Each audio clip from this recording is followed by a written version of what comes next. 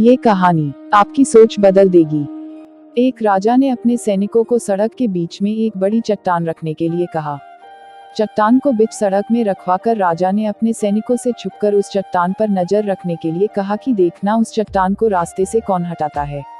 लोग उस जगह पर आते रहे और जाते रहे, लेकिन किसी ने भी उस चट्टान को रास्ते से हटाने की कोशिश नहीं की।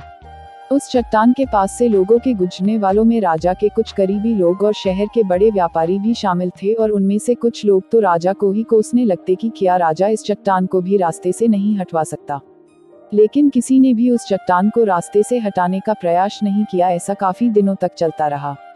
एक दिन एक किसान अपनी सब्जियों के साथ उधर से गुजर रहा था। उसने चट्टान को रास्ते में पड़े देखा और सोचा कि सबको इस चट्टान की वजह से कितनी तकलीफ हो रही है। उसने अपनी मजबूत लाठी से उस चट्टान को एक तरफ धकेलने की कोशिश शुरू कर दी।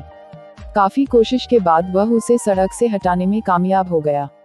चट्टान रास्ते से हटाने के बाद किसान अपनी सब्जियों को उठाकर जाने ही वाला था कि अचानक उसकी नज़र एक पोटली पर गई, जो ठीक उसी जगह पड़ी थी जहां से उसने वह चट्टान हटाए थे। उसने उस पोटली को खोलकर देखा तो उसमें सोने के कई सिक्के थे, और उन सिक्कों के साथ राजा का एक संदेश भी था, जिसमें लिखा था कि ये सोने के सिक्के उनके लिए है जो इस चट्टान को रास्ते से हटाएगा। दोस्तों, बिल्कुल ठीक इसी तरह हम सबके लाइफ में भी कई परेशानियां आती है। कुछ लोग उन परेशानियों से बचकर निकल जाते हैं और कुछ रास्ता बदल देते हैं, और चंद लोग ठान लेते हैं उन परेशानियों का हल निकाल लेने की, और ऐसे ही लोग मुश्किलों में संभावनाएं और संभावनाओं में छिपे अवसर खोज लेते हैं।